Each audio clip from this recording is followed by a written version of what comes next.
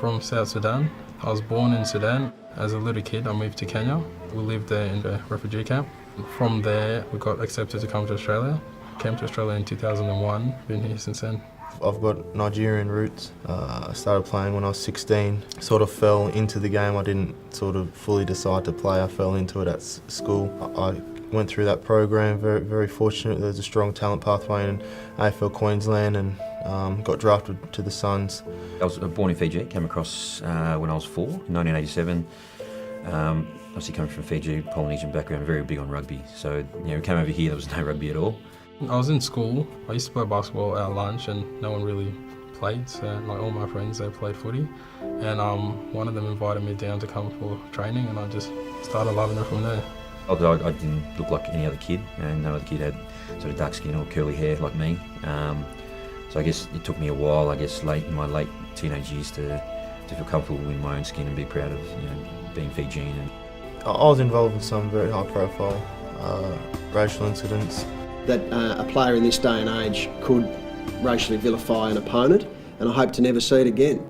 At the end of the day, when I look back at my experience, words hurt, but the challenge is just having people speak for you and they have no idea the actual struggle. Us players, ambassadors, are going to go into the community, go into our areas to promote community engagement, cultural engagement. I've got All Nations Camp, which I've been involved in. I've got some community development programs with the State League. It's using our backgrounds and social awareness and cultural awareness to then promote that throughout the community.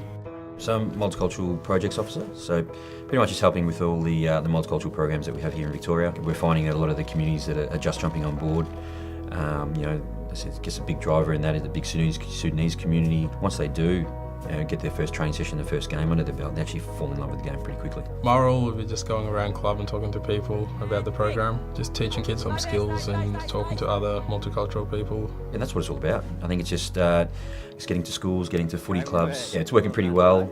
A lot of them are very foreign to the game, haven't really touched the footy in their first few sessions, but it's pretty exciting. Once they do get a hold of it and shown the opportunity, they really take it on board.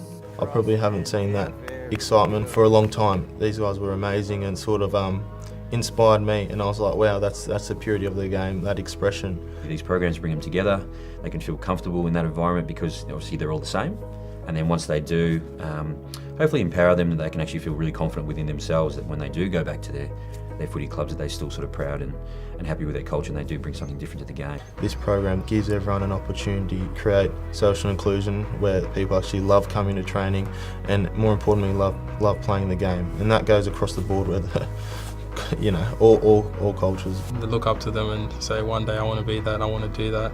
And one day some kids will actually achieve that.